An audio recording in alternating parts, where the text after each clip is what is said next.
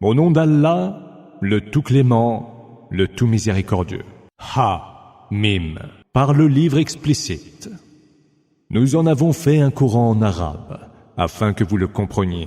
Il est certes auprès de nous dans le livre matriciel, bien haut et plein de sagesse. Allons-nous donc vous délaisser et vous priver du rappel parce que vous êtes un peuple porté aux excès?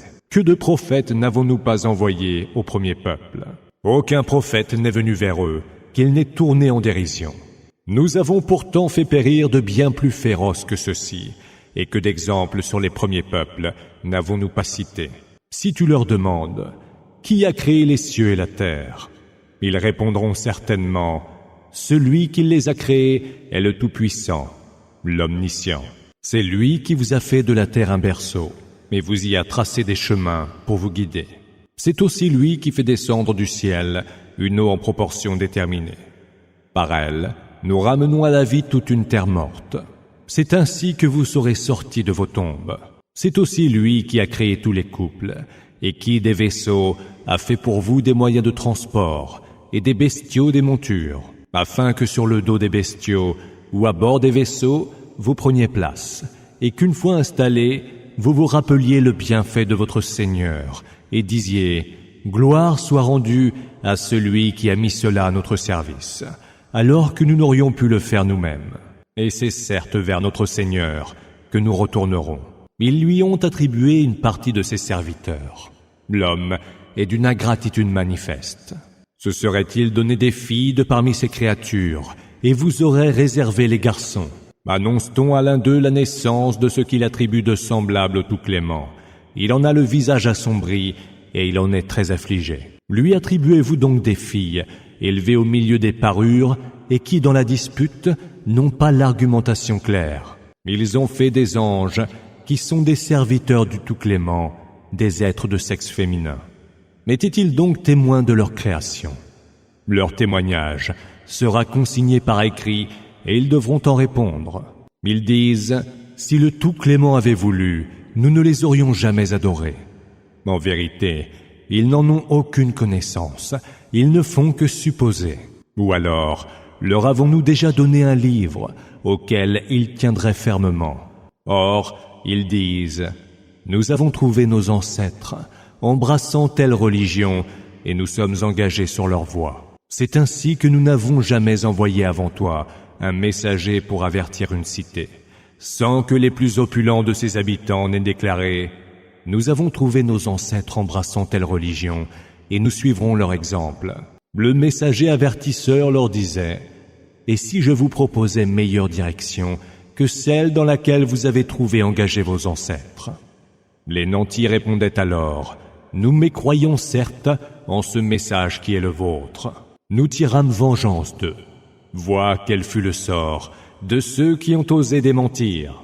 Évoque, quand Abraham dit à son père et à son peuple, « Je suis totalement innocent de ce que vous adorez, excepté celui qui m'a créé et qui certes me guidera. » Il fit que cette parole fut perpétuée par ses descendants dans l'espoir de les faire revenir à Allah. Or, j'ai accordé à ceux-là et à leurs ancêtres la jouissance des biens de ce bas monde, jusqu'au jour où vinrent à eux la vérité et un messager explicite.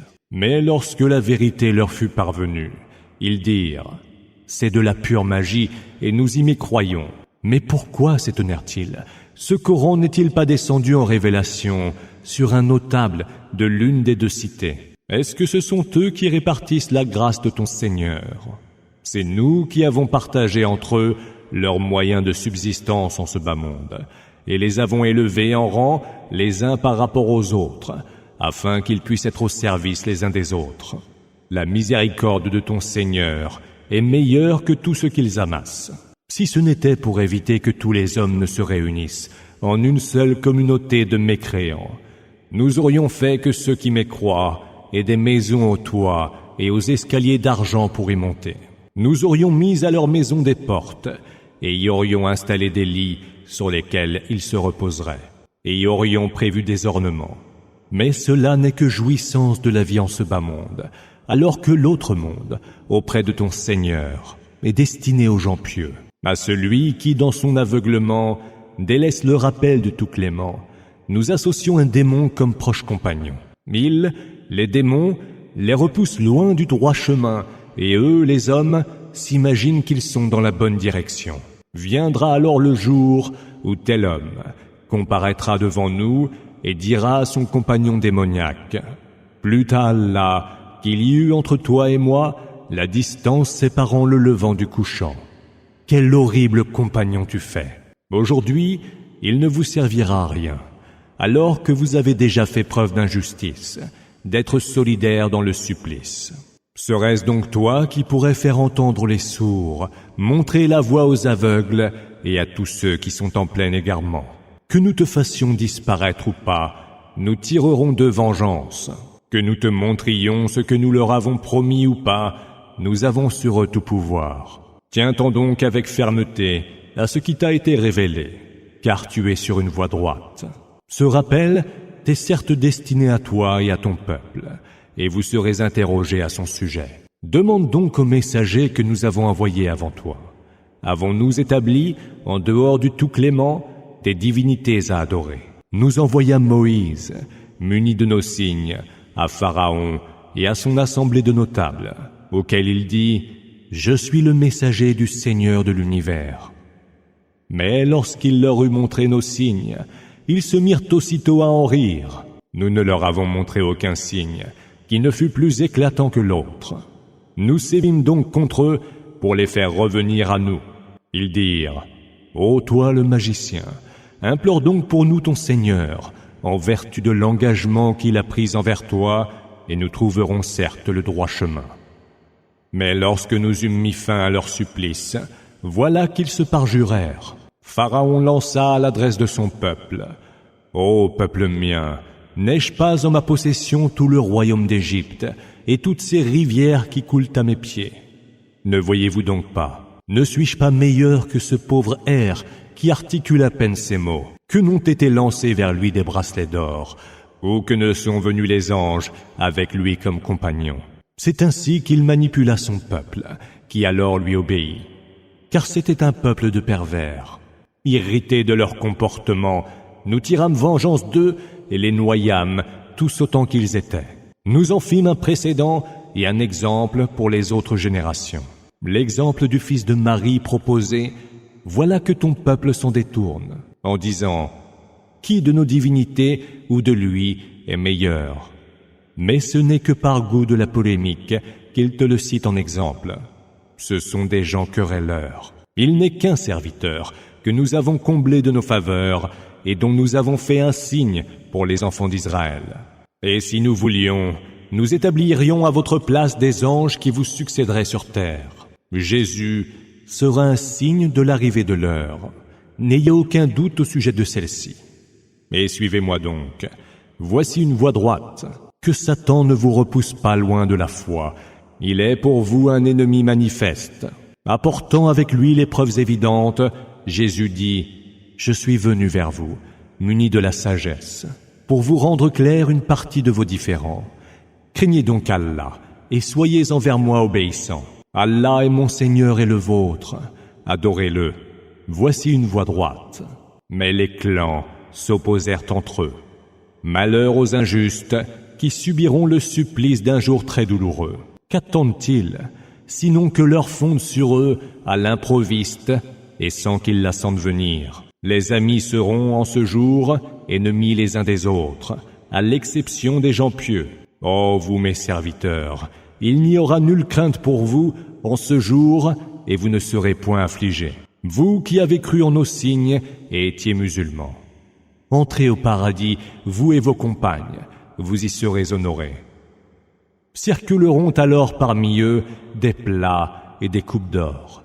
Il y aura ce que toute âme désire et dont se délectent les yeux. Et vous y séjournerez pour l'éternité. Tel est le paradis dont vous avez été faits les héritiers en prix de vos actions. Vous y aurez des fruits en abondance dont vous pourrez manger.